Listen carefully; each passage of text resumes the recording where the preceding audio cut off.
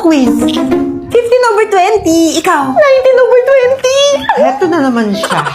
Ikaw, Jessica. Anong score mo? 5/20. Nalito ako. Nakakainis. Okay lang yan. May next time pa. Ako nga, 19/20 lang eh. Eh, paano pag nag-review pa ako? Ganap na naman si ate ko. Ikaw, ilan ka? Eh, di isa. Hey! I mean your score. Of course! 20/20! Perfect! Perfect! Oh yes! Sing perfect nitong snap ko! Halati, ano yan? Tochi! Tikman niyo bilis! Super sarap nito, promise! Tingnan nga.